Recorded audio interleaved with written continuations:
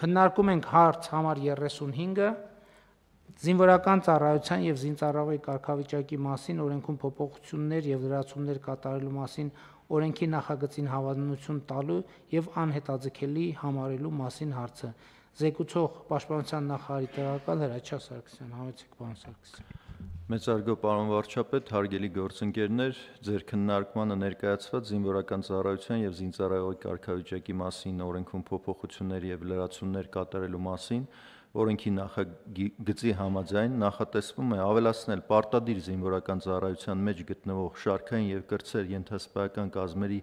զինծառայողներին տրվող հիմնական արձակուրդի ժամկետները, նրանց համար լրացուցիչ արձակուրդ սահմանել զինվորական երթում ընդունելու կապակցությամբ, ինչպես նաև ռազմաուսումնական հաստատություն ավարտած եւ Պաշտպանության նախարարության համակարգում կամ ազգային անվտանգության ծառայության սահմանապահ զորքերում սպայական պաշտոնների նշանակված սպաների համար գործող ծառայողական բնակարաններով ապահովման համակարգը փոխարինել իրենց կարիքներին համահունչ հիպոթեկային վարկավորմամբ սեփականության իրավունքով բնակելի անշարժ գույք ձեռք բերելու իրավունքով ամբողջապես պետական բյուջեի միջոցների հաշվին։ Հաշվի առնելով նաև կարգավորման հարաբերությունների կարևորությունը, առաջարկում եմ հավանություն տալ օրենքի նախագծին եւ դրա քննարկումն ազգային ժողովի կողմից համարել անհետաձգելի։ Շնորհակալ եմ, պարոն Սարգսյան, հարգելի գործընկերներ, այս երկու շատ կարևոր թեմայի մասին է։ Առաջինը դուք գիտեք, որ զինվորական ծառայությունից ժամկետային զինծառայության ժամանակ արձակուրդների որոշակի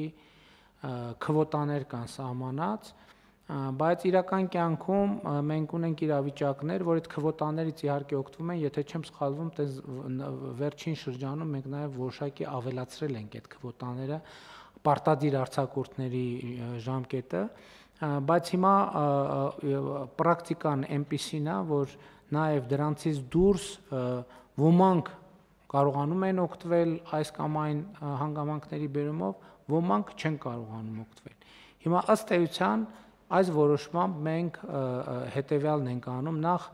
երթման արարողության հետ կապված մենք պարտադիր, այսինքն սահմանում ենք արձակուրդի իրավունք 2 օրով,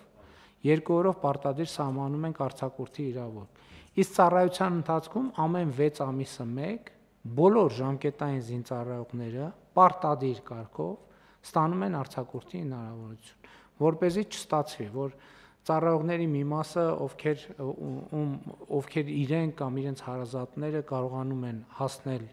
այդ խնդրի լուծման, իրանք օգտվեն, մյուսները չօգտվեն։ Այսինքն բոլոր ժամկետային զինծառայողները 6 ամիսը մեկ գնում են արձակուրդ։ Արձակուրդի չափերը կապված են իրանց ծառայության բնույթից։ Մի մասը արձակուրդ, ում ծառայությունը ավելի բարդ արձակուրդ գնում են 10 օրով, մյուսները 7 օրով, հա, պարոն Սարգսյան, ճիշտ եմ։ Այո, պարոն վարչապետ, այս պայդրությամբ գործող օրենսդրությամբ շարքային կազմը 10 օրով է արձակուրդ գնում, սերժանտական կազմը 15 օրով, 24 ամսվա ընթացքում, առաջարկով մարտական հերթապահությունում ընդգրկված զինծառայողները 24 ամսվա մեջ կունենան 30 օր արձակուրդ, որը որ իսկ ոչ մարտական հերթապահությունում ընդգրկված զինծառայողները 21 օր արձակուրդ։ Իսկ ինչ ենք դեն ձևակերպում, այդ հիմա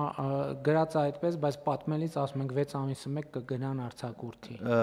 Դա նախարարի հրամանով է։ Նախարարի հրամանով է լինելու, կախված իրավիճակից, օրենսդրությամբ չենք ֆիքսել հենց որ 6 ամիս, միգուցե 6 ամիս չլինի, 7 ամիս հետո ավելի երկար գնա, այսինքն կես չգնա, մի քանի օր ավել գնա կամ որպեսզի հնարավորություն ունենա։ Հա, մեծ հաշվով, բայց մեր հաշվարկը այն է, որ 6 ամիսը մեկ 7 օր կարողանում ենք, 6 ամիսը մեկ 7 կամ մարտական հերթապահության անցած զինվորների դեպքում 10 օրով եւ պլյուս երթմնակալության արարողությունից հետո 2 օր արձակուրդի հնարավորություն են ստանում։ Սա օրենքով սահմանված է, բայց սրանով չի բացառվում արձակուրդի այլ հնարավորություններ, այլ այն մյուս հնարավորությունները մենք մաքսիմալ բարդացնելու ենք։ Այսինքն հիմնավորվածությունը հիմա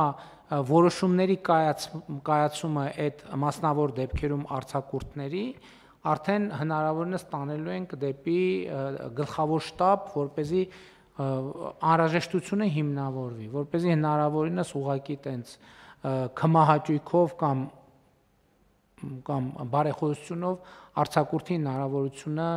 նվազեցնենք, բայց այդ ճկունությունն էլ ենք տալիս, որ կարող են դեպքեր լինել, որ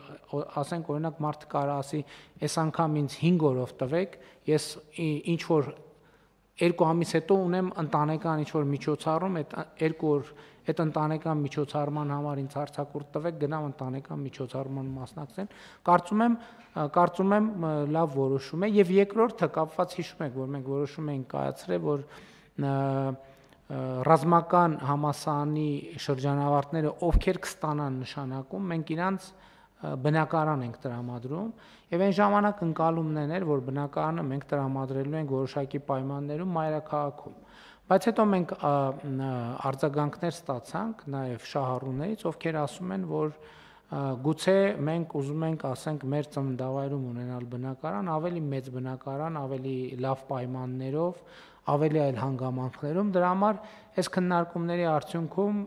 զարգացավ այդ գաղափարը, որ էլի կառավարության կողմից հիպոթեկային վարկի մեխանիզմը կգործարկվի, այսինքն մենք կտանք քվոտան, այսինքն սահմանաչափը գնային եւ մեր սպային երիտասարդ կասենք դուք ընտրեք, այս սկզբունքի այս չափի շրջանակում դուք ընտրեք, մեկը կընտրի Երևանում, երկրորդը Գյումրիում, երրորդը ընդհանրապես գյուղական որևէ համայնքում եւ այսինքն հասկանալի է ինչքան այս Երևանի կենտրոնից հեռու լինի, այդ նույն թվով ավելի գուցե թե մեկը ուզում է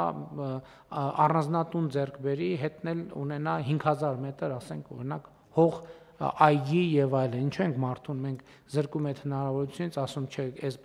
մանավանդ որ բնակարանների վաճառքի սահմանափակում է լինելու։ Այսինքն սովորական պայմաններում կարող ենք ասել դե իր բնակարանն է ուզում է, թող այդ վաճառի գնա գյուղում ուրիշ տուն առնի, բայց քանի որ վաճառքի սահմանափակում է լինելու, ստացվելու է, որ մարդը 25 տարի, եթե տենց երազանք ունի գյուղում առանձնատուն եւ պտղատու այգի ունենալու, պետք է 25 տարի սպասի այդ երազանքը իրականացնելու համար, 20 տարի սպասի այդ երազանքը իրականացնելու համար, իսկ հիմա կարող է միանգամից գնալ եւ իր երազանքների առանձնատունը եւ այգին հիմնադրել կառավարության աջակցությամբ։ Այս երկու